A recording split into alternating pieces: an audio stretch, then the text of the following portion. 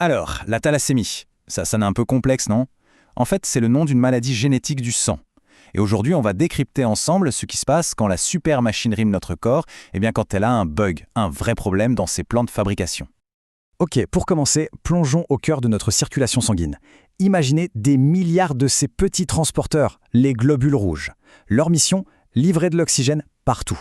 Mais pour ça, il leur faut un véhicule super performant. Et c'est là que ça devient intéressant. Et ce véhicule, justement, c'est l'hémoglobine.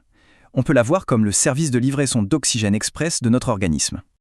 Si on zoome à l'intérieur d'un globule rouge, on trouve des millions et des millions de molécules d'hémoglobine. C'est vraiment la star de notre histoire, cette protéine.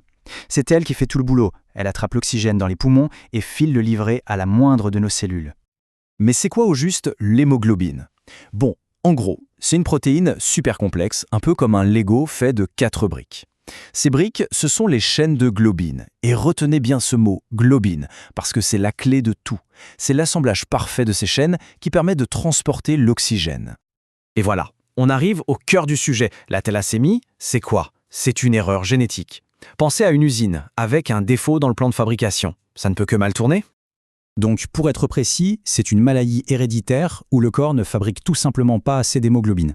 Et le mot crucial ici, c'est vraiment assez. C'est un problème de quantité, pas de qualité. Les chaînes de globine sont bien conçues, mais il n'y en a pas assez. C'est comme si notre usine avait les bons plans, mais qu'elle était incapable de produire les pièces en nombre suffisant. Du coup, la question qui se pose, c'est « mais pourquoi? Pourquoi l'usine n'arrive pas à suivre la cadence? D'où vient cette pénurie de pièces ?» Alors, pour comprendre ça, il faut savoir qu'il y a en fait 2 grandes chaînes de production dans notre usine à hémoglobine. Et un défaut peut survenir sur l'une ou sur l'autre. Et c'est exactement ça qui va faire la différence entre l'alpha et la bêta-thalassémie.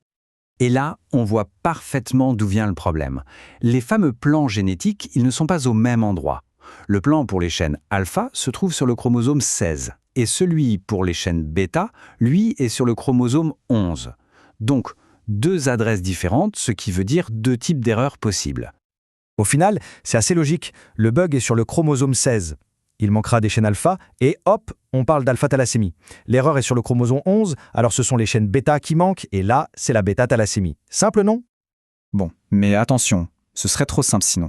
La thalassémie, ce n'est pas une seule et même maladie. En réalité, c'est tout un spectre. Ça va de formes si légères qu'on ne les remarque même pas à des pathologies vraiment très très sévères. Regardons l'alpha-thalassémie. En temps normal, on a 4 gènes qui codent pour la chaîne alpha. 4. Si un seul de ces gènes est manquant ou défectué, on est ce qu'on appelle un porteur silencieux. En gros, on se rend compte de rien. S'il en manque 2, on a une forme mineure. Avec 3 gènes en moins, là, ça devient sérieux. Et si les 4 gènes sont absents, c'est une situation qui n'est malheureusement pas viable. Maintenant, pour la bêta-thalassémie, c'est un peu différent. Là, on a 2 gènes, un hérité de chaque parent. Si un seul des 2 est défectueux, on a ce qu'on appelle la thalassémie mineure. Souvent, ça passe inaperçu. Par contre, si on hérite des 2 gènes défectueux, là, on parle de thalassémie majeure. Et c'est une forme beaucoup plus grave. Ce tableau résume parfaitement tout ça.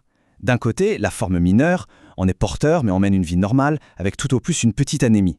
De l'autre, la forme majeure. Là, c'est une toute autre histoire. C'est une maladie sérieuse qui se manifeste dès les premiers mois de la vie et qui demande des soins médicaux constants, notamment des transfusions sanguines très régulières. Ok, mais alors, comment on fait pour voir ça? Comment les médecins peuvent-ils diagnostiquer ces problèmes de production avec autant de précision? La réponse se trouve dans une technique qui s'appelle l'électrophorèse. C'est une super question, non? Comment est-ce qu'on peut littéralement voir qu'il manque des pièces dans notre hémoglobine? C'est là que la science devient presque magique, et surtout très visuelle. Le principe de l'électrophorèse, en fait, c'est super malin. On prend un échantillon de sang et on lui applique un courant électrique. Comme les différents types d'hémoglobine n'ont pas la même charge électrique, ils ne vont pas se déplacer à la même vitesse. Ils se séparent un peu comme dans une course. À la fin, on obtient des bandes bien distinctes. Il suffit alors de mesurer la taille de chaque bande pour savoir quelle quantité de chaque hémoglobine on a. Et voilà à quoi ça ressemble concrètement. Ça, ce sont les profils normaux. Pour un adulte en bonne santé, à gauche, on voit un énorme pic d'hémoglobine A, au-delà de 95%, c'est la norme. Et à droite, chez un nouveau-né, c'est tout l'inverse. C'est l'hémoglobine fétale, l'HbF, qui est majoritaire. C'est parfaitement normal aussi. Il faut bien garder ces 2 images en tête, ce sont nos références. Maintenant, accrochez-vous. Voici le profil d'une personne atteinte de bêta-thalassémie majeure. Le résultat est sans appel. L'hémoglobine A, celle de l'adulte, pratiquement disparue. Et pourquoi? Logique, pour faire de l'hémoglobine A, il faut des chaînes bêta, et on a vu que l'usine n'en fabrique pas assez. Alors, que fait le corps? Il panique et essaie de compenser en continuant à produire l'hémoglobine du fœtus, l'HbF, qui elle n'a pas besoin de chaîne bêta. Ce profil, c'est une véritable signature, la preuve irréfutable de la maladie. Donc, si on doit retenir une seule chose, c'est ça. La thalassémie, c'est un problème de quantité, d'origine génétique. Le corps a le bon plan de montage, il sait comment construire une hémoglobine parfaite, mais il lui manque les pièces. Les instructions pour fabriquer une pièce essentielle sont tout simplement défectueuses, et le résultat, c'est une pénurie sur la chaîne d'assemblage. Au final, comprendre une maladie comme la thalassémie, c'est la preuve de la puissance incroyable de la génétique. Ça nous donne une fenêtre sur notre propre fonctionnement, au plus profond de nous-mêmes. Et ça amène une question assez vertigineuse. Maintenant qu'on est capable de lire notre propre code source, quels autres secrets sont sur le point de percer?